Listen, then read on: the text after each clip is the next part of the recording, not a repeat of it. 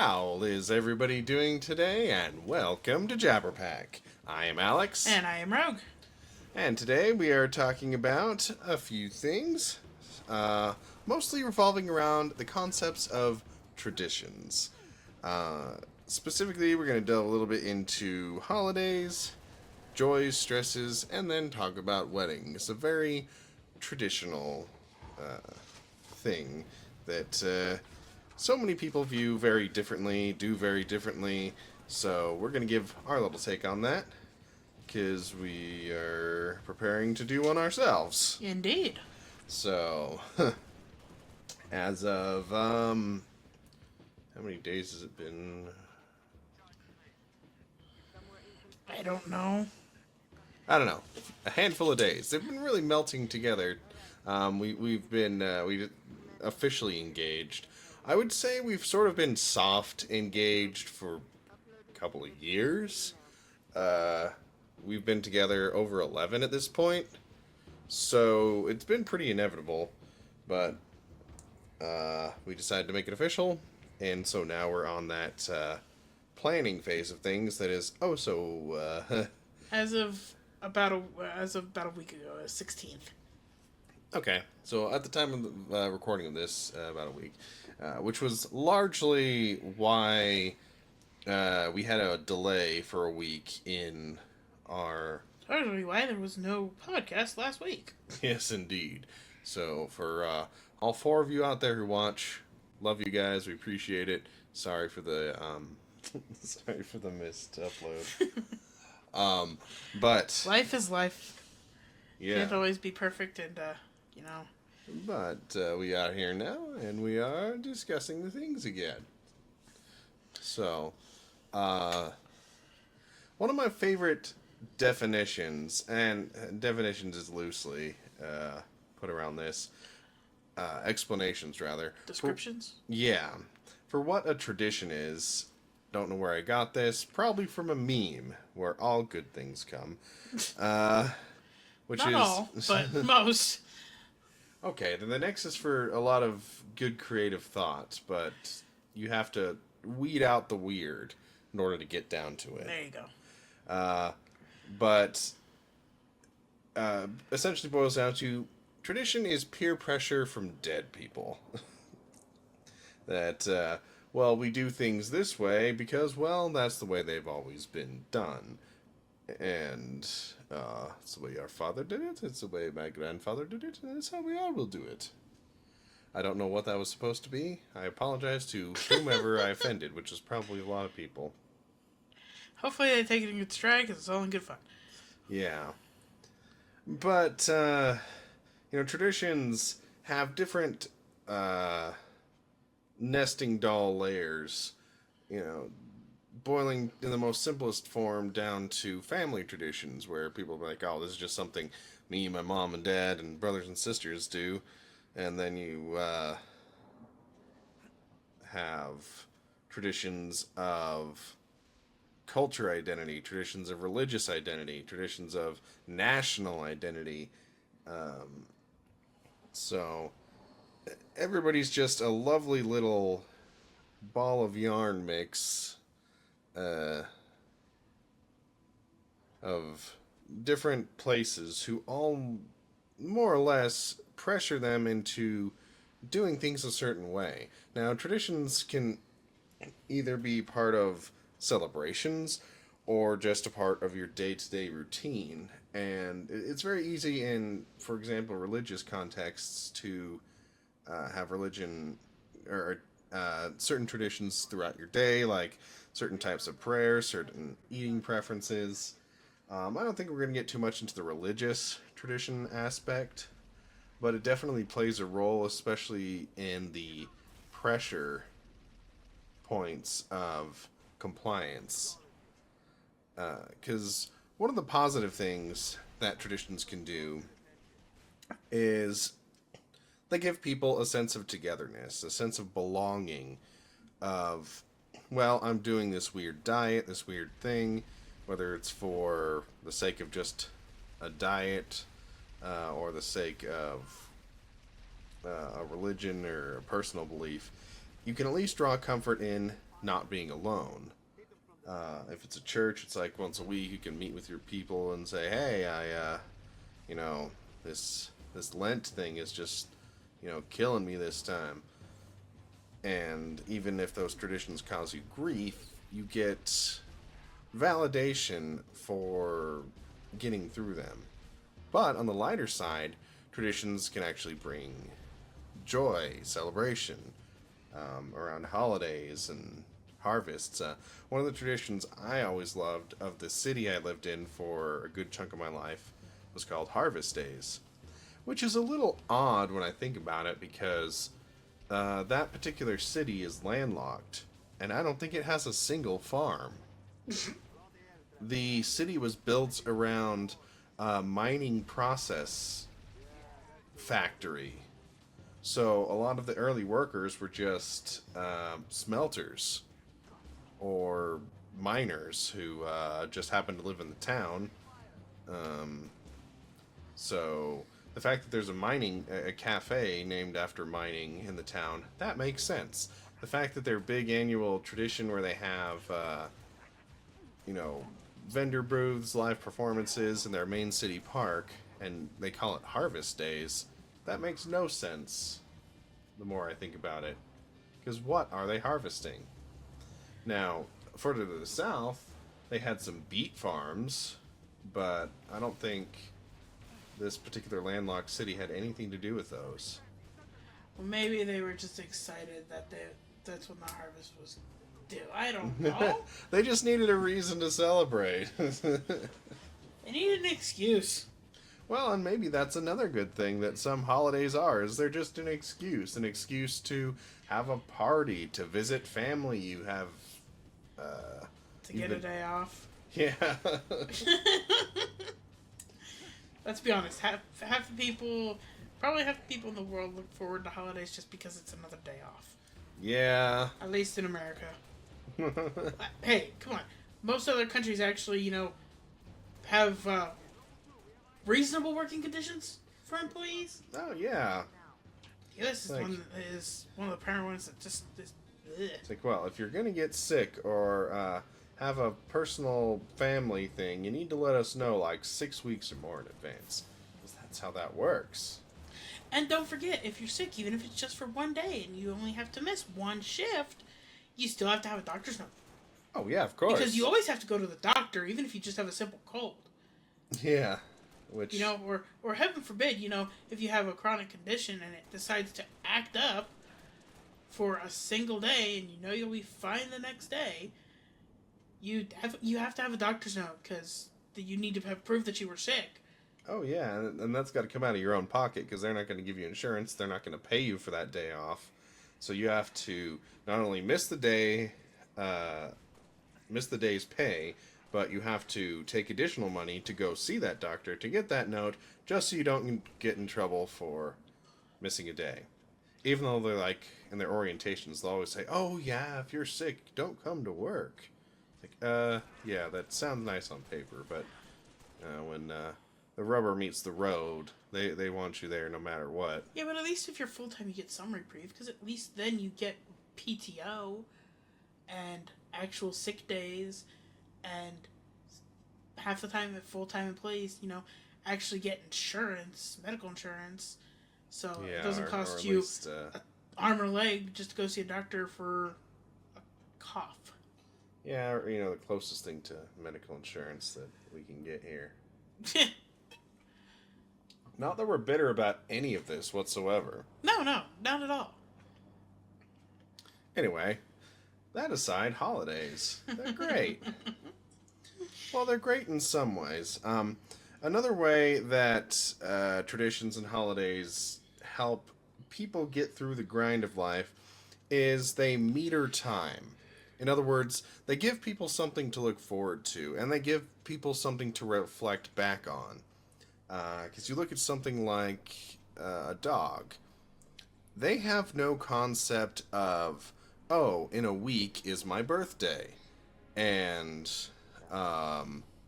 so I'm getting excited looking forward to this event coming up in a few days. Now they can get excited for an event coming up in a few seconds or a few minutes. I know our dog is really good at learning every little possible sign that they're about to go on a walk. And so they take those little signs and they get excited about it. But they can't get that same excitement thinking, oh, I'm looking at this clock and I understand it, and in 3 hours, my pet parent will be home and they're going to take me for a walk. I'm excited for the walk I'm going to have in a few hours. They have no concept of that kind of time. They're very present moment minded. But for us humans, we desire more meaning in our life than that, and it's not enough. I mean, it should be enough, mind you, to be happy with the life you live day to day, have full contentment at the start and end of each day. That's great on paper, but realistically speaking, we value community and we value purpose. And having these events that are more overarching than just our mundane grind of the day to day work and solving little problems gives us a bigger sense uh, of being a part of this planet, of this species, and then being a part of whatever group that particular event might be based on. So if it's your religion and it's a particular event, then it's a chance for you to bond with that group. If it's your city, then it's a chance to feel, hooray, I'm a part of this little city. And that means more than just the individual parts. We're more than the sum of our parts. And it helps us guide our brains to rationalize what a year even means. And you could say, well, I remember these specific things because they were big key days. Because our brains don't remember days, they remember moments. And so when you're reflecting back on a year, you're never going to remember an entire day where, okay, I remember waking up at this time, having this for breakfast, whatever, whatnot. You're going to remember, oh, how did this particular big event go for me? Like, oh, how was the 4th of July for us U.S. people? Or Thanksgiving, or Easter, Christmas, all the big hitters. They help us put little linchpins in our picture of how we get through life. Now, on the surface, this all sounds great. But if you're a psychological, anxious, depressed wad like me, then sometimes these traditions come with sets of expectations that can really eat at your psyche, because you feel like, oh, well, culturally I'm expected to do certain things on a holiday. Like, on the surface, like you said, a holiday is a day off. And for a lot of people, that's the most valuable aspect, is just getting a day off and having your employer have no problem with that. Just being like, oh, well, everybody gets this day off, so they can't be mad at me. They can't call me and say, hey, we need you to cover for Bill. It's just a free pass to not have to work and have everybody okay with that. And that intrinsically is probably the biggest factor that, I enjoy in most holidays. But then you put the odd pressure of, okay, what do I now have to do with this time? Because on paper, you take a holiday like Thanksgiving, I think is about the best one I can think of. Because here in the U.S., we have this pressure to have a big, giant meal on Thanksgiving. And every family is going to have their own different recipes, their own ways of going about it. But the big general rule of thumb is you have to have a big meal. Now, I do like to cook quite a lot. And the more I go through life, the more recipes I learn, the more cooking techniques I learn. I mean, I'm no chef or cook by any means, but I can hold my own in a kitchen pretty good. And I enjoy making something that other people enjoy. But when it comes with this bizarre pressure of, oh, well, we need to have this big meal, and it needs to have these particular pieces, um, then my brain gets more focused on getting through it. I call it being mission oriented. That instead of focusing on, oh, here's a day where I don't have to worry about working, here's a day where I just get to visit with family and enjoy their company and have a good time, my brain thinks, rats, not only do I have to fill these check marks for the tradition's sake of, oh, I have to make sure I'm making enough food and we have enough types of this food in order to pull off this big meal. But I also get this public performance pressure of, well, I need to make sure I'm doing enough for the family I'm visiting. Am I smiling enough? Am I telling them enough information about my life? Am I contributing enough to the conversation, to the meal itself? Um, that they're going to be satisfied that we had a good Thanksgiving. Did we make enough memories to count it so I can go home and sleep? And that makes it sound really cold and cruel when I put it that way. But when you're really anxious, that's definitely how it feels. It becomes another assignment, another work day in its own right. And I guess it's justifiable that they give you the day off for that holiday in particular because it is a lot of work to cook that much extra food and then have to try and put it all away. And I've definitely found as time goes by, which is a really good BBC series from a while back. Check it out. Starring Judi Dench. What's the other guy's name? His last name is Palmer, I think. Not important. But I always feel happier the simpler these events go. And on the surface, it makes me seem kind of Grinch-like because the lesser of a production I make about a particular holiday, the better my soul feels having gotten through it. And it's not that I don't want to appreciate the holiday, and definitely not because I don't want to appreciate the family I'm spending time with. It's just that when you have this certain set of expectations that you feel have to be fulfilled, it can be such a relief when they're dialed down a little bit. Like, hey, maybe we don't need to have a turkey, a ham, pudding and stuffing and Turkey, ham, mashed potatoes, sweet potatoes, a bunch of gravy, a bunch of veggies, green bean casserole.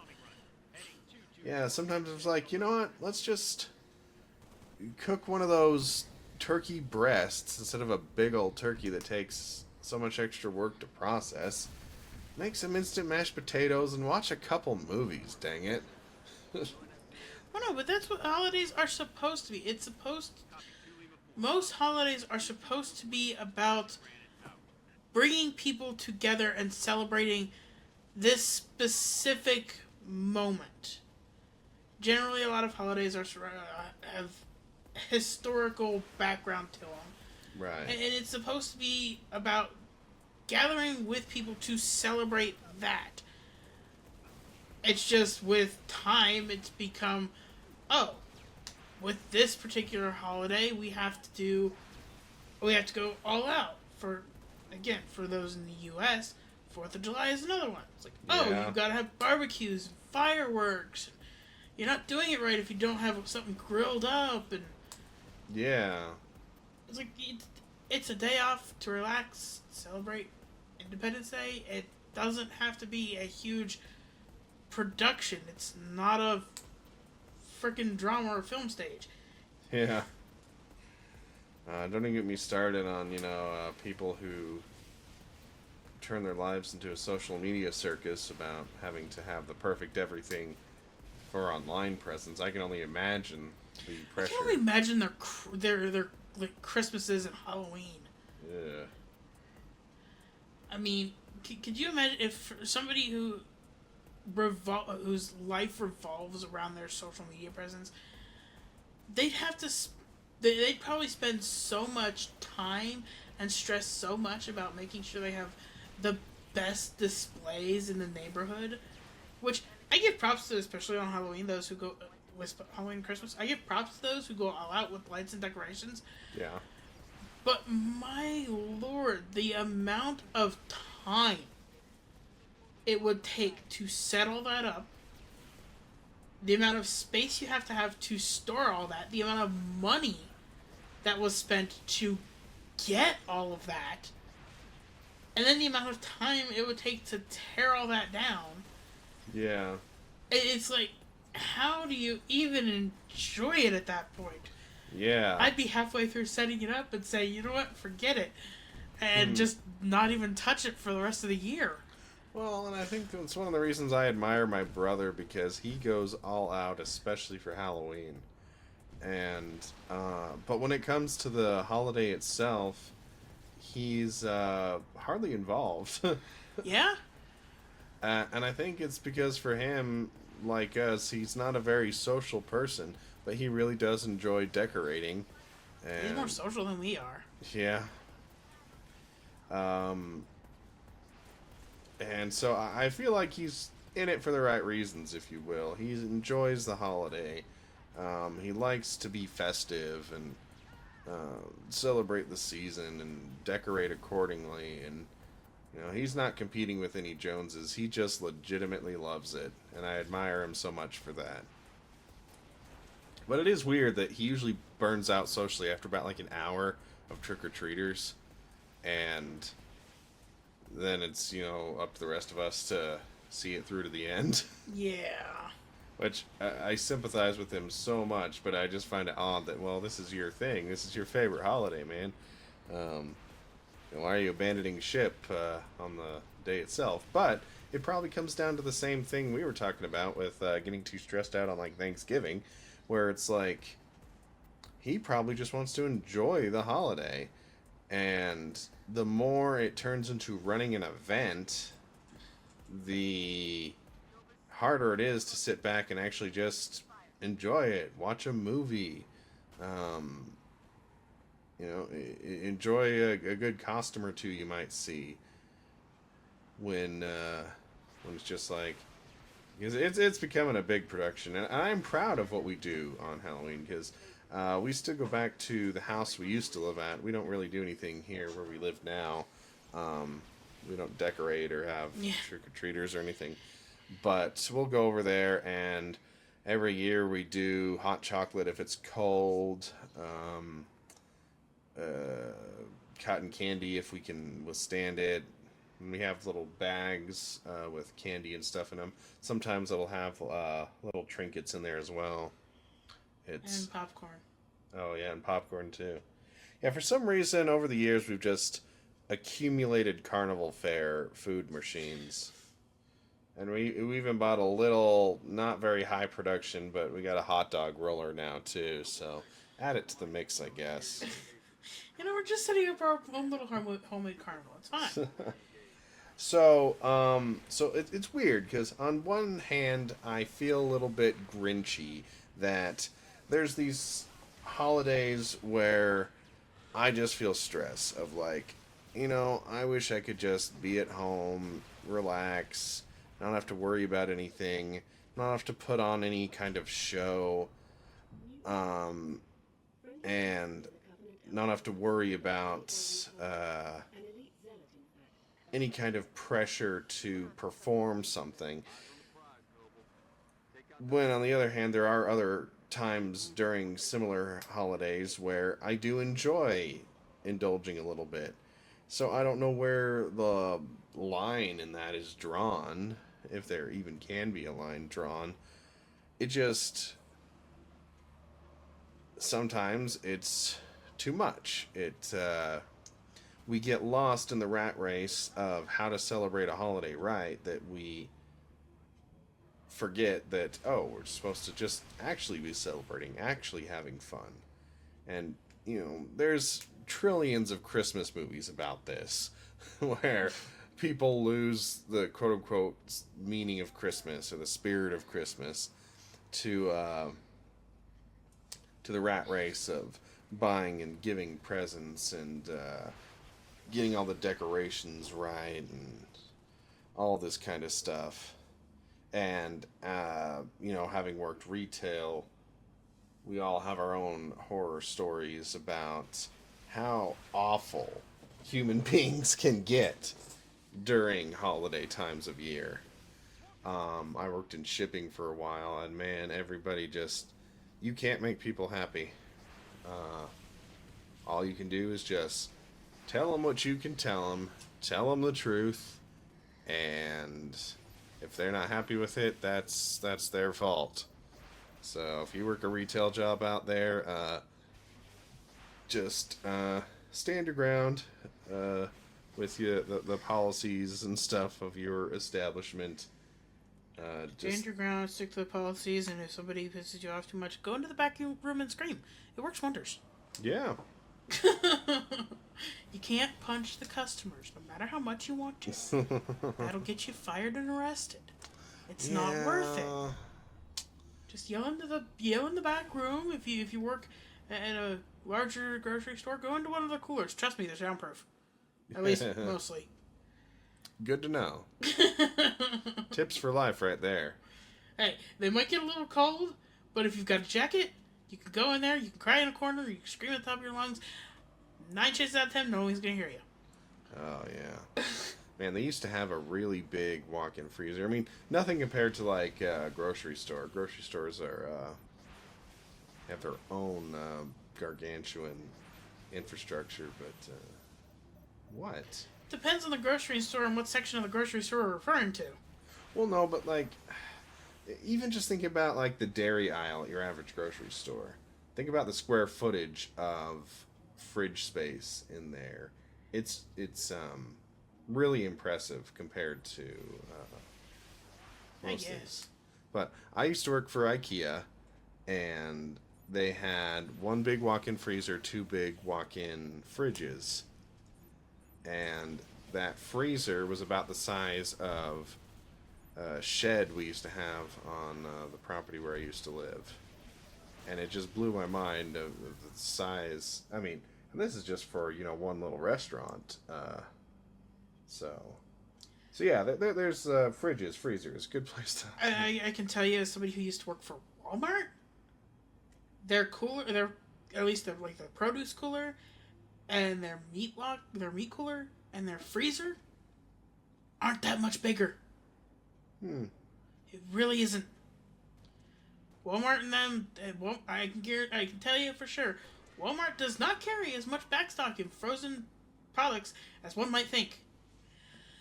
They're not that big. Well. But at least, it was my least favorite part of logistics, because I was on the logistics crew. I wasn't even hired to work in the restaurant. But for some reason, they thought, well, we need to have everybody work under if you're on receiving product, you may as well receive the food, too. And that being the most chronically understaffed team, from my perception at least, that was quite the maneuver for them to put that on us. Because, we already had an impossible amount of product to place. So, good place to be cross-trained, though. It was no, it wasn't even the first place I learned to drive heavy equipment. That would have been Home Depot. Mm-hmm.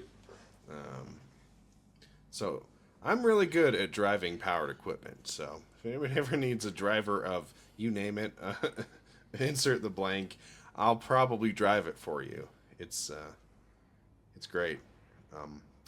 But none of that's important. What does any of this have to do with holidays? Oh, you were talking about screaming in a cooler. Dealing with customers and holidays. Yeah, and so it's ironic with, Christmas. Because, Christmas has 2 sides to it. I mean, it's got more than that, I'm sure. Whatever. But basically you have your religious side and your commercial side. And in America, by far, the commercial side is much, much bigger uh, part of the culture. You know, it's got the religious aspect there to a degree, but for the most part, it's Santa, give everybody presents, um, and kids gain a reputation for, you know, wanting increasingly expensive things, and companies are jack up their prices just so that they can get more money because they know that there's that pressure on parents that, well, you gotta buy your kids this thing if you want them to be happy. Um, and there's plenty of Christmas movies about money not buying happiness and the frivolousness of commercialism and consumerism and all this good stuff. But you can have as many lovely Hallmark fluffy movies about it as you want. It doesn't take away the reality that it's very cutthroat around that time of year because people want to be nice in certain ways and have the lovely spirit of Christmas, but as long as all of their needs are met first. Like, oh, I'll have the spirit of Christmas as long as I can get what I need. Oh, I love Christmas as long as my packages make it to everyone who I sent out on time. Uh, Oh, don't forget the also the you know, I'll have a great Christmas if I get this one X, Y, or Z for Christmas. oh, yeah, yeah. Oh, it's only a meaningful and good Christmas if I get what I want. It's a very bizarre holiday in how it's evolved. Um, which, of course, you know, it's got very Christian roots and it's supposed to be very Christian rooted in its motivation, and the U.S. being a largely Christian country. I mean, we're a melting pot of a lot of things, but a lot of our social policies and stuff seem to be based around Christian calendars. Uh, but a lot of the good, fluffy stuff that you're supposed to glean from that instantly gets dissolved by the consumerism. Like I said, most people have the attitude of, well, all of the good stuff about the holiday, they treat people nice, and the spirit of, you know, giving and being grateful for what you have, they're okay with that as long as they get everything they want and get everything their way. Then they can make their happy little Facebook posts of, yay, humanity, wonderful, give and share love. I love everybody. Family's what's really important in this holiday season. And what I find ironic, and there's no proof behind this, but I would feel the most Karen-esque people out there are also the ones making the most, like, fluffy love everybody posts. It's crazy. I mean, people say there's a shift in who you are the minute you get behind the wheel of a car, but I think there's a shift in who a lot of people are the minute they... The minute it's a holiday? Yeah. And that definitely plays into my anxiety for holidays. Because you know that people are pretty much going to be on their worst behavior. You see it in how they drive. You see it in how they conduct themselves when going through a store. And so everything around that time of year is more stressful just because you're like, oh, I have to go to the store to get some milk. And you wish you didn't have to because you know there's going to be parking is going to be a nightmare. Driving there is going to be more complicated if there's snow on the roads, and then people in how they shop just don't put their best face forward. Now, whether or not that's them showing their true selves, or whether that's them just caving under pressure like a lot of people tend to, varies from person to person. Yeah. But what I don't like is people using it as an excuse to be cruel to other human beings. Of, oh, well, I get to be cruel to this person because they told me something I didn't want to hear. Because they didn't have the product I desperately really wanted, either for myself or for somebody else. So it's their fault. They're the ones ruining my Christmas holiday. I don't And know. Maybe you should have waited till last minute to go Christmas shopping for your Aunt Helena. I don't know why I pulled that name out of hat, but eh. it is what it is. But it's just, it is a true test of character on all sides of dealing with people when they're at their worst, of dealing with your own set of stresses and extra work, extra pressure, disappointments about things not working out the way you want, maybe. You know, how do you conduct yourself when things don't go to plan? When somebody tells you something you don't want to hear? I think it says a lot about you, who you are. So, I would advise anybody out there to remember that everybody is just another piece in this puzzle, another pawn in this system. Everybody's just doing the best they can. We're all human. So don't treat somebody like anything else other than that. People aren't machines. It's not the frontline face's fault that a company didn't have something you wanted, or didn't have it for the price you wanted, or can't get it to you or your loved ones when you wanted. All this time of talking about goodwill towards all men and women and other non-binary people, I should say. But it all dissolves the minute our plans don't go exactly how we wanted. But life is about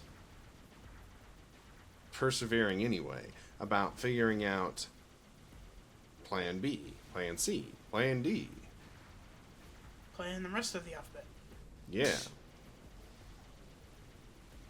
And I don't think there's any larger planned event when it comes to planning in a lot of people's lives than a wedding. And so now we find ourselves in the oh so lovely wedding planning phase of this. Yeah. So now with marriages, they are weird. Let's be clear about that. Now, in a lot of Disney movies, animated movies, children's shows, they extend the idea of marriage to animals as well. But let's be honest, let's be clear, it's a purely human thing. Animals, some of them mate for life, and that may as well be considered a marriage, I guess. But it's a uniquely human thing to have to try to navigate. And, it makes you wonder what does marriage even mean? I mean, obviously, we have a legal definition. Because when you get down to it, especially in the US, it's a very legal thing. Same with most other parts of the world. It's a legal contract, a legal definition of the status of two people in a relationship.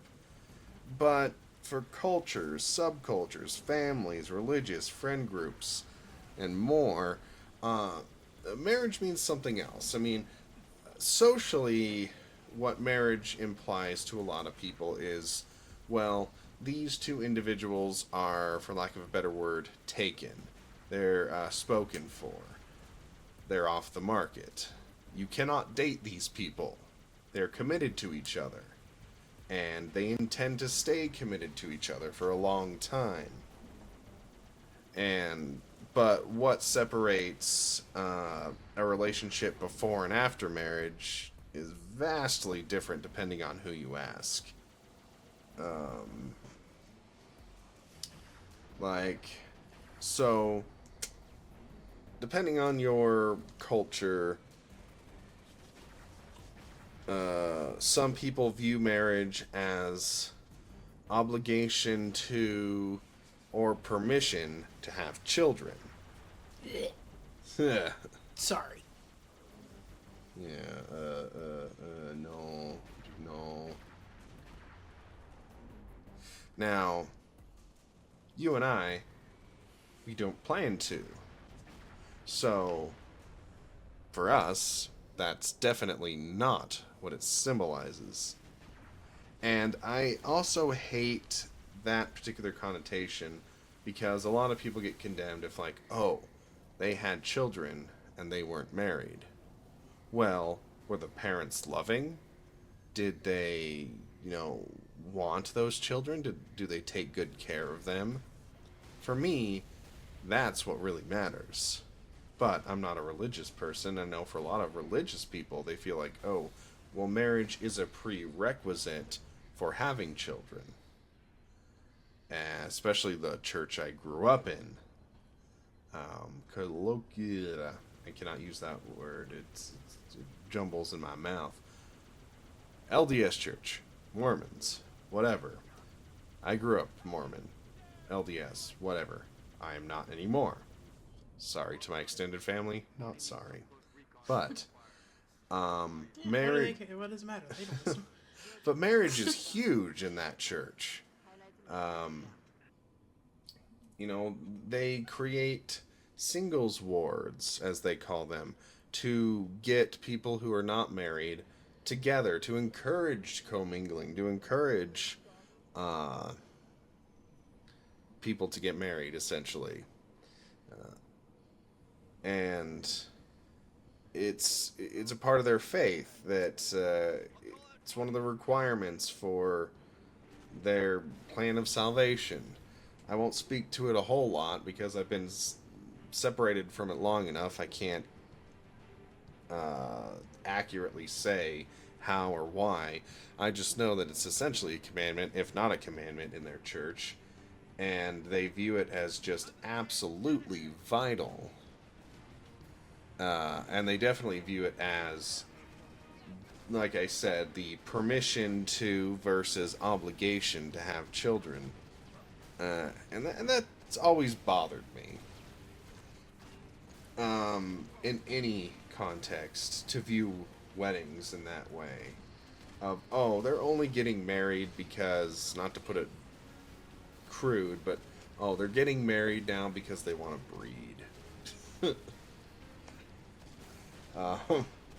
But that's the unspoken understanding a lot of,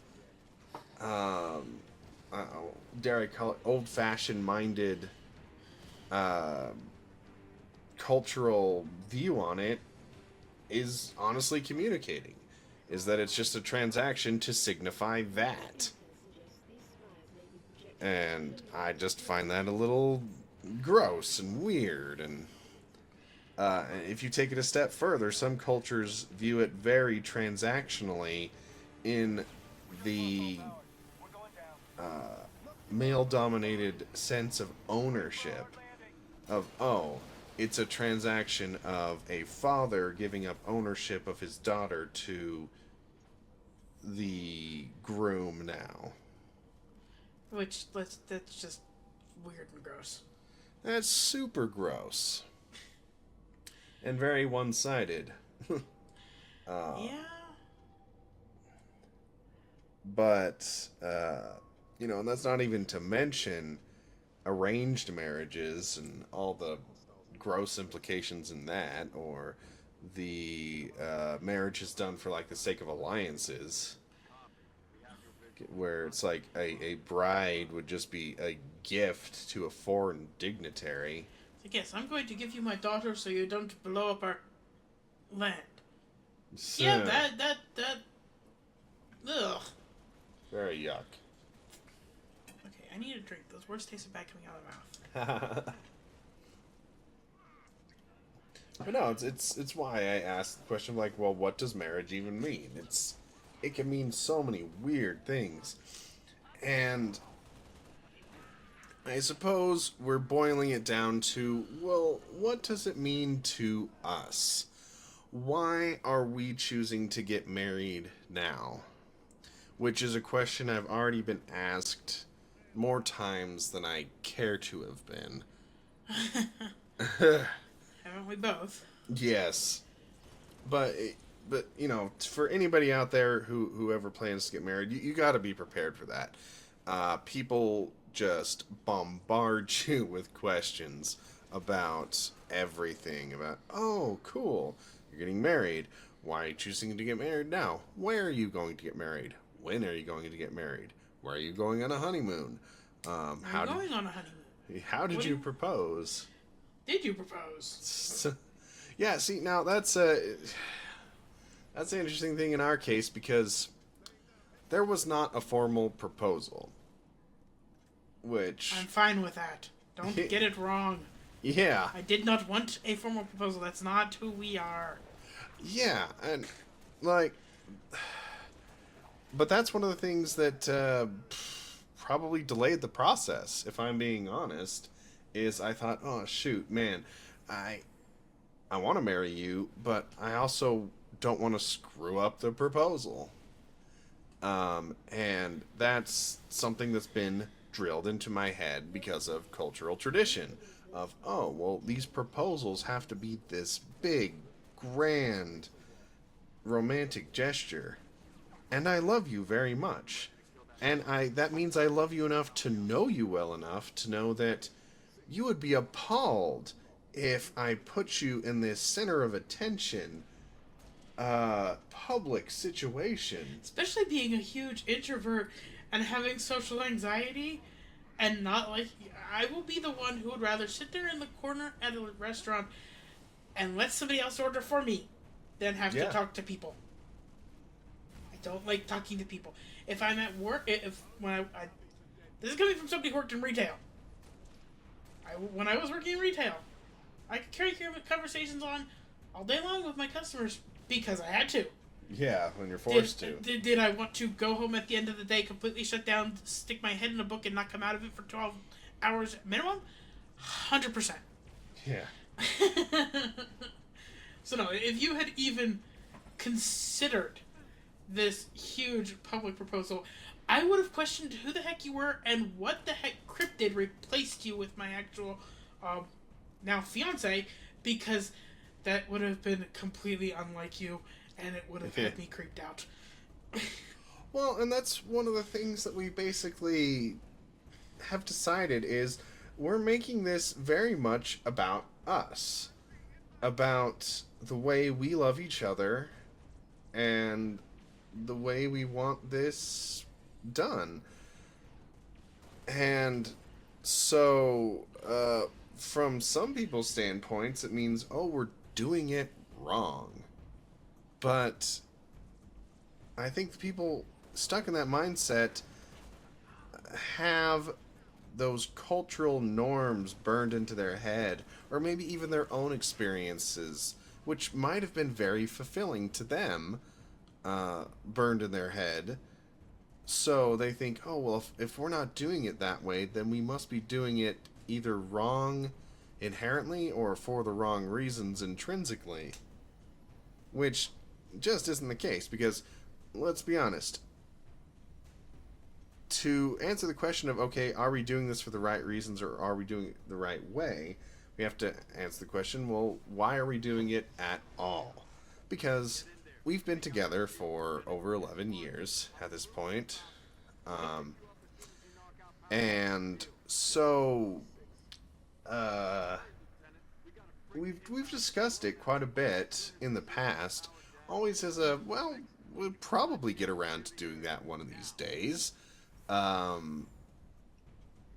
I know for me, I was scared to pick my words because I didn't want to accidentally do a really half-assed proposal when we had conversations like that. Because I'm like, oh no, if I say like, oh yeah, we should totally get married, you know, I was worried, oh no, would you consider that to be the proposal right then? And then you'd be disappointed because it wasn't this big, grand, romantic gesture that proposals are supposed to be, where you're supposed to hire a skywriter or shout it from the rooftops or...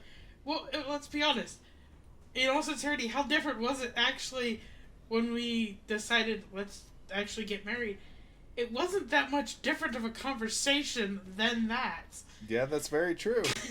I mean, the topic came up while we were, because the topic came up when we were sitting waiting for your mom at a dental appointment. Yep. We started talking about, oh, maybe that's something we should do sometime this year.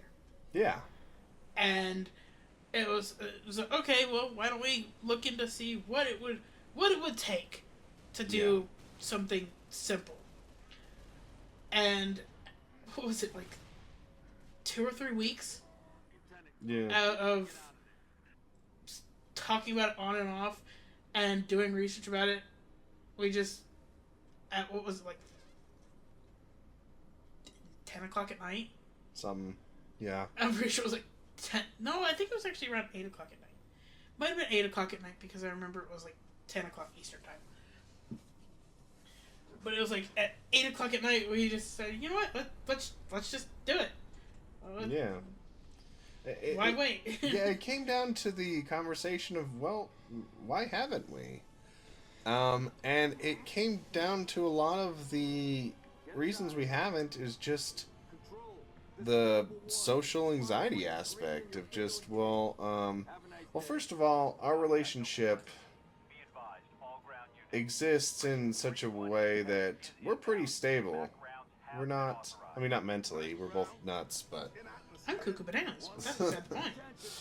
But in regards to where our relationship's going, it's not like either of us are worried about the other one immediately running away or finding somebody new. If that was going to happen, that would have probably happened over 10 years ago.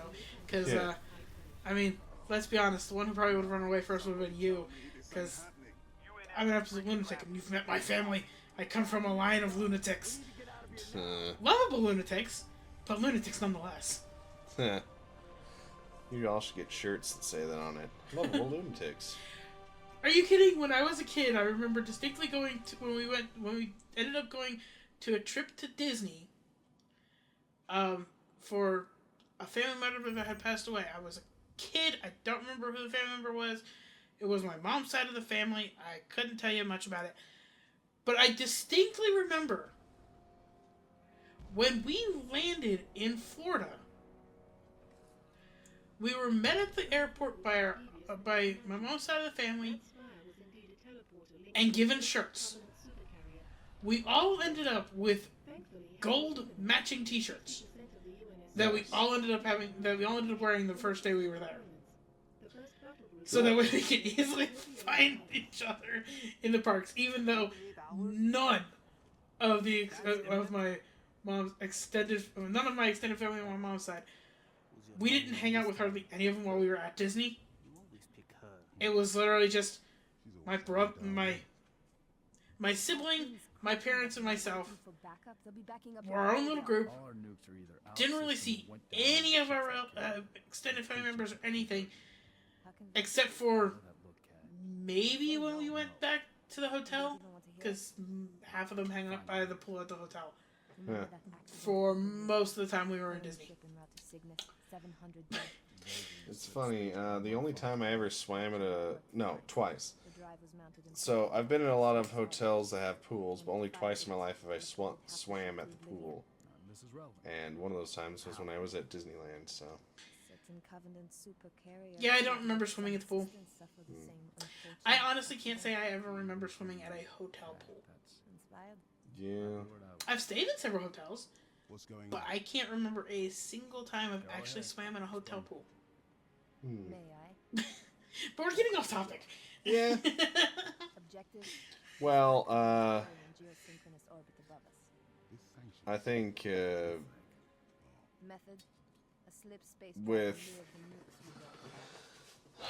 so I think what we wanted to talk about in where we were going, and even if it's not where we were going, it's where we are now. Who cares where we were going? It's a matter of where we are.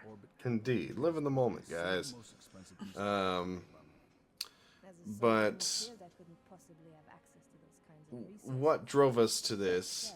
Because I know for a long time we talked about, well, our relationship isn't really going anywhere. I mean, that sounds pessimistic when I put it that way. I don't mean it that way. I mean, we're not going anywhere. Our relationship isn't changing. Yeah. And There's a green light from Holland. so, You're the one asking him. so why bother with the title? Because we've viewed it as that way for a long time. That, well, marriage is it's just a title. It's a legal thing. Because neither of us are really part of a religion, so we don't really subscribe to a lot of the weight and importance that religions put on marriage. But from a cultural standpoint, I never minded the idea of being married. It's just the process of getting married. Too many Reddit horror stories. Yeah. So many horror stories. Kind of dissuade the process, to kind of dissuade it a little bit there. Well, because there's nothing wrong with people putting a lot of importance around this event. Because it is a major milestone in a lot of people's lives. And depending on what it means to you and what change it symbolizes for you, I can understand making a bit of an event about it. Yeah. And some people even view weddings kind of tragically. There's this very somber spirit about them. And I'm not talking about people who do goth weddings. That's rockin' awesome. But I mean, Let's be honest. If we ever ended up having a larger ceremony, not a chance in hell. I'm too much of an introvert. You're too much of an introvert. But say in another life, we weren't as introverted, yeah. and ended up having a larger ceremony. It definitely wouldn't be a traditional one. No. We're too nerdy for that. No. Yeah. I could see us pulling it, like, having either a sci-fi-esque wedding, Yeah. or sure. like a very book-focused wedding, like taking aspects from different books we've read. Oh yeah. That would be cool. Yeah. Get a little medieval fantasy vibe to the whole thing. Oh, heck yeah. Have the parishioner wearing like some sort of wizard's get up. I mean, come on, that'd be pretty awesome. I mean, I've seen some pretty epic Lord of the Rings themed weddings. He'd have to be holding a staff in one hand and the book in the other. Yeah. Well, let's be honest, that would have to be how it would be. Yeah. Every table would have a dragon centerpiece. Aw. Cute. Yeah, but see, some would argue, well, why don't you do that then? 1, money. 2, social. 1, 2, 3, money. 4, 5 through 10. No, too many people. Yeah. Too crowded. I'd go up and say, yeah, sure, let's go. I do. I'm leaving. Yeah. Well, like I said with the whole Thanksgiving thing, I would be so stuck on the running of the event, making sure everything was right. And, even from my point of view, like, oh, I've got to play my part right. That it would be impossible to enjoy the event, and that would be so wasteful. And I think that's why we want it to be, so small scale for us.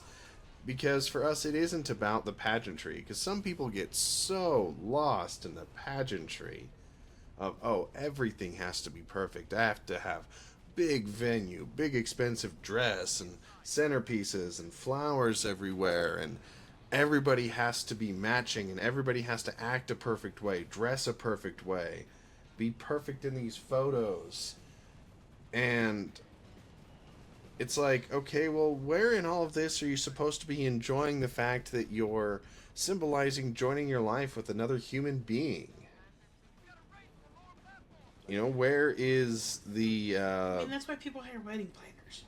Well, yeah. But again, you're talking something that easily is going to cost you several hundred, if not a couple $1,000s, to have somebody planning your event. Which, one, unless you're 100% sure that they're going to plan it the way you want, I wouldn't trust a wedding planner. No offense to anybody who's out there who might be a wedding planner who's listening. I apologize, but I wouldn't trust somebody else to do things exactly the way I'd want them Right. or I envision them. Because my brain is so freaking scattered sometimes. Because neurodivergency is a very interesting thing at times. Yeah. So my brain has to have things exactly the way I want it, or it's going to short circuit. Yeah, absolutely. So, to the idea of having this extravagant event, first of all, again, socially, no, but the idea of having an extravagant event planned out by somebody else who you just relayed your ideas to and they put it all together, just no, it doesn't sit right. Mentally, it doesn't sit right. Yeah. And so, our whole reason for doing this really is just because we decided to try to overcome the fear caused by hearing all these horror stories, the fear caused by all these expectations of, well, this is what a wedding is supposed to be. It's like, well, you know what? We're going to say nuts to all of that because we love each other. We're committed to each other. We're here for each other. We've gone through the trials of living together that most people wait until after they're married to do, which is just completely bonkers to me. To say, oh, well, I'm not even going to see whether or not we can handle each other as roommates until we're actually committed till death do us part. And people wonder why divorce rates in America are high. Yeah. Uh, so, we've established that we get along pretty well and we solve problems together fairly well. Because in life, you're going to have disappointments. You're going to have times that are low where you feel like nothing. And how somebody treats you when you feel like nothing and how you treat them when they feel like nothing means a lot. Yeah. And what it even means to quote unquote be there for somebody. That's such a generic term. What does it mean to be there for somebody? But that's something you learn in living together when you love each other is knowing, okay, sometimes the best way to be there for somebody is counterintuitive, and it means leave them alone, give them space, understanding the times when they do need the comfort, they do need the support, they do need suggestions for help, and then understanding the times when they need... And when it's better to leave them alone in their own little corner of the world and let them do their own thing. Yeah. And so the thought of having two people not having figured any of that out and saying, oh yeah, we're gonna, okay, till death do us part, shoot, let's go, woohoo. I'm like, are you guys insane? I mean, I've seen some marriages fall apart pretty fast in my life. And that's probably one of the main reasons is, well, they haven't had the trial run of figuring out, are you even good roommates? Because that's more important than you think. Now some rich people, sure, they have big houses and they can live completely apart and never have to see each other, but then again, why are you married? It's bizarre. It's different for everybody else. I think for us, what marriage means is, you know what? I am not waiting for everything in life to be perfect to celebrate that I found somebody who helps me get through life in such an amazingly positive way that I want to spend the rest of my life with them. And that's what it means to me. Yeah. It's definitely one, for me, it's definitely one of those. I don't want to wait until we're quote unquote financially stable, or we have our own our own house, or whatever XYZ standard is constantly put out there of what you should have, what position you should be in before you get married. I don't want to have to wait for those factors to say, hey, world, look, I found my person, and I want to celebrate that I found my person. Yeah. And so we're not waiting anymore. We decided, Yeah, you we know, waited long enough. Yeah. Yeah, and so I mean, this year we're making a lot of changes in our lives. We launched this podcast this year. I'm trying to become more active in content creation, and which is something I've wanted to do most of my life, and I just kept putting it off for who knows what reason. So this has very much become the year of us trying to stand up for who we are You're without, us taking control of our lives. yeah, without wait. Oh no, you're all right. You know, but without waiting for everything to be perfect, because there's a phrase I'll misquote, but close enough. Of, you know, if you always are waiting for the perfect moment, you'll wait your entire life, and that could be true for something like this, a marriage. It could be true for trying to achieve goals that matter to you in life. You know, trying something new or doing something that you're really passionate about. There's so many excuses, and for somebody like myself with anxiety, it's easy to get caught up in them of all these reasons why it's never the right time to do something. It's never the right time to shoot for your dreams. It's never the right time to live your life the way you feel is right for yourself. Um, and eventually you have to take a step back and say, well, why? Why are all these voices in my head telling me it's never the right time for anything? Why am I always thinking, oh, that'll just end up in failure? I have to wait until X, Y, and Z. I mean, life is never perfect. Life is messy. And we're surrounded by billions of humans interacting on a daily basis that make things infinitely complicated. So there's never going to be a perfect moment, a perfect context for anything. And I feel now, this year, stronger than ever, that it's the time in my life to just not worry about the perfect moment.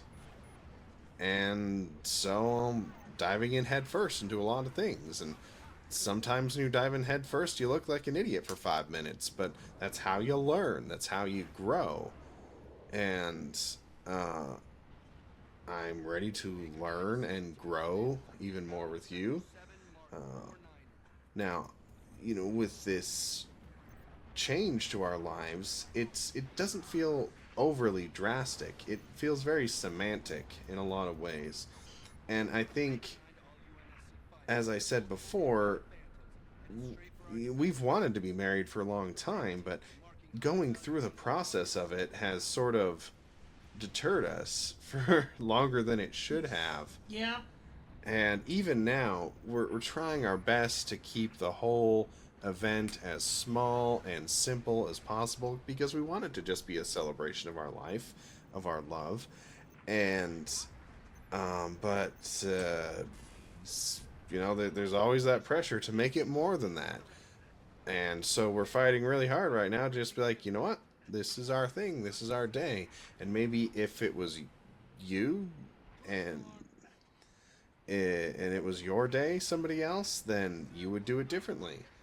And that's okay, whatever makes you happy. But for us, what makes us happy is stressing about it as little as possible. Because we don't need a huge over-the-top ceremony. We don't need the perfect pictures, the perfect outfits, the huge guest lists, and matching clothes, and expensive photographer in order to say, like, oh yes, our love is valid, our love is true. Okay, but you said about the magic clothes, but our outfits are kind of match. Yes, they do. So, So right. you gotta nix that one. But Okay. But I mean, some people go nuclear about that whole thing. You know, Well, the term bridezilla is common. the bigger thing is not so much the matching clothes, but the fancy white dress. Yeah. That's one of the biggest things for brides is to find that perfect white wedding dress. And for me, and sorry, I kind of cut you off. I apologize. Go on. I felt like you said my piece. But for me, I've always said, for as long as I can remember, have never liked the idea of a white wedding dress. It's never been on my list of things that I'd want. Even if I wasn't a socially awkward introvert, that was hard to say. Even if I wasn't a huge introvert and wanted to go all out for a wedding and plan this huge thing, a white wedding dress was never on that list of things I'd want to have. Cool. I've always, as silly as it sounds, coming from somebody who grew up as a massive tomboy, even to this day, still don't like wearing a lot of dresses and skirts and such. I will dress up occasionally, though. This is one of those times I will dress up. But even with that, I always more pictured, and this is my inner Disney nerd talking, a more princess-esque dress.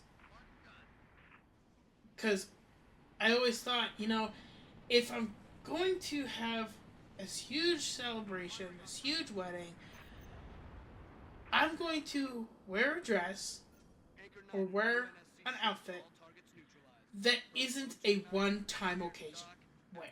Right. I'm going to get something that I could wear after my wedding, if I so desire. But let's be honest, white wedding dresses, chances of you wearing that after your wedding are slim to none. Most people will keep their wedding dress, locked up for sentimental reasons, pass it on to their kids. But I'm sorry, I know for me, I wouldn't want to wear a wedding if I had the opportunity to wear, like, say, my mom's wedding dress, which I'm 90% positive she didn't even have. Even if she did, and she kept it to pass down to her daughter, I wouldn't wear it because I don't have the same style as her. I don't have the same likes as her. Yeah. She could have absolutely loved the outfit she wore on her wedding day, and it'd be something that I thought was okay. It's a nice dress, but it's not something I wear. Yeah, and it's another one of those weird pressures of, like, if that was offered to you, it'd be like, oh crap, are you going to disappoint somebody if you tell them no? Especially if it's something that's been passed down, then so it's been an interesting time for us to try and stand up for ourselves to say, you know what, maybe what we want isn't the most traditional by most people's senses, but it's what we want. It's what makes us happy. Yeah, and I'll be honest, when we were shopping the other day, and I found the dress I got, Yeah. I honestly, I did feel bad because I didn't know how to tell your mom I didn't really like the dress she picked. We'll get it done, Colonel. 6 out. It's part of the trouble. Because it's one of those, and this might be getting off of the topic a little bit, but it's always one of those social pressures, especially if you're shopping for a bigger occasion with somebody else We have visual. Target confirmed. who might not fully understand you or your interests or what you like. You always have that pressure of, if you say you don't really care for it, are you going to upset them? Right. And in the scenario with the dress I found, I saw it and instantly fell in love with it. And the one that your mom had found, I didn't mind the style of it, but the color just wasn't me. Fair enough.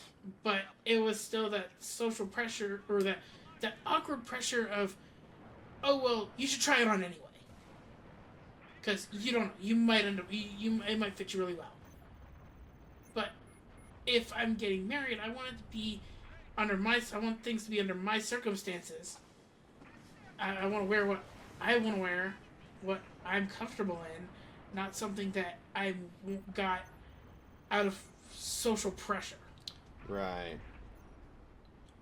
And at the end of the day, I think what made the difference in deciding to actually get married was when we did the research and we realized it doesn't have to be, rather, as expensive or complicated as we were fearing. Yeah. And so when we learned that logistically it wasn't this huge, it didn't have to be a huge thing. Logistically, it's not a huge undertaking or expense. Then I think that's what turned on the light bulb in our heads to say, oh, well, now that's something we actually could see ourselves doing. Because I think that's, it's something we are afraid of, not because it's something we didn't want, but it's because it's something that just seemed gargantuan. It seemed like a big headache, no matter how you slice it. So many people talk about what a major undertaking weddings are, and we just didn't want that, and we still don't want that. Yeah. So we're doing our best to say, hey, you know what? We want that symbolism. We want that certificate to say, hey, you know what, world? This is who we are. We're a couple. We're getting through life together.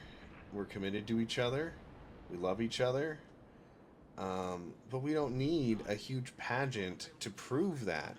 We don't need to meet other people's cultures, religions, expectations for what it's supposed to mean in order for it to be meaningful to us. Right. So, my hope is that it goes smooth and that it can be as fun as possible without having too much headache. Again, if somebody decides that they want to try to take it upon themselves to make the day more focused on them or somebody else and not us, then I will introduce them to my dress shoes in a not so fun way. Hooray! But I'm excited and nervous, apprehensive, but I'm also grateful that we've known each other as long as we have, and that we've solved problems. We've seen each other at each other's lowest points, through hurt and pain and disappointment and struggle. And the struggle's still there. I mean, and In it always... America, of course it is. Yeah. And it's not about saying, okay, we're both at this perfect prosperous point or perfect mental point where we're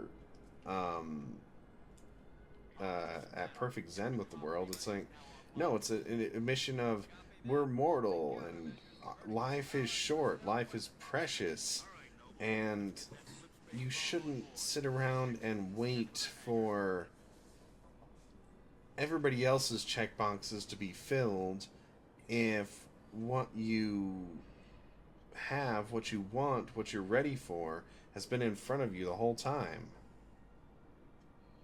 So go out. Live your dreams. Do something different. Take the chance. Yeah. But I think I've said my piece on this. I don't know if you had anything else you wanted to add. No, I don't think so. Well, then, whoever has had the opportunity to listen to this, thank you for listening to us on taking another step in our journey of life together. A step that for some people it's a monumental leap, but for us it's kind of just it's a paperwork shift.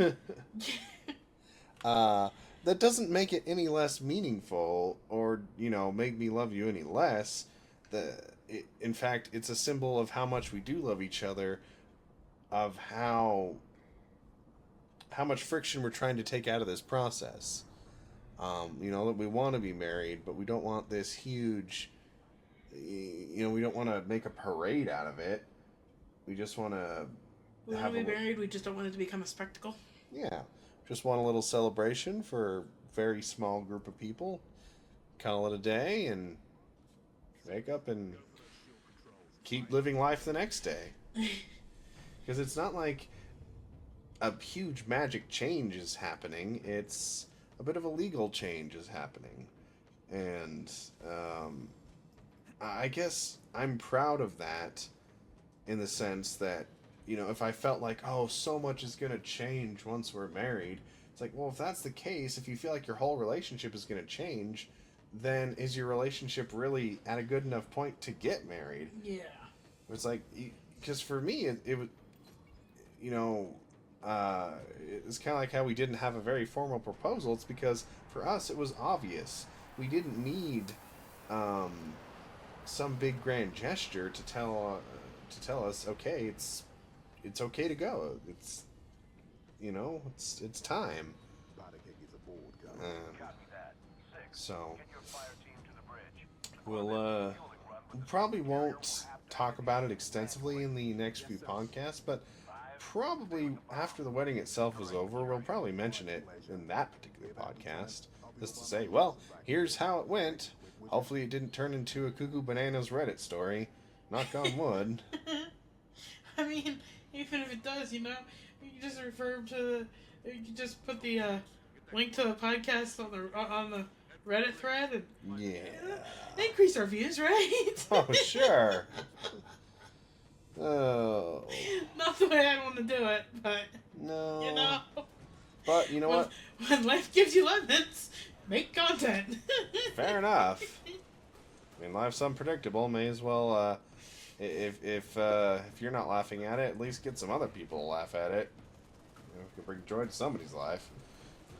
But you bring joy to my life. And you bring joy to... Those were words. Indeed. I was trying to say you bring joy to mine, but apparently my mouth didn't want to say that. Wonderful. Well, I'm happy that we got this chance to talk a little bit about traditions, weddings, holidays. For any of you listening out there, it'd be fun to hear about any of your particular favorite traditions or least favorite traditions. Anything you feel like, oh, I only do this because I'm obligated and it's not fun. Have you ever gone through something that was supposed to be fun, but you felt like was ruined because of all the pressure of how you were supposed to act or what you were supposed to do? I'd love to hear about it. But until we see you all again, we hope to see you bark next week. Hopefully we won't be on another hiatus, but, planning these things does take a lot more time out of your life than you expect. So,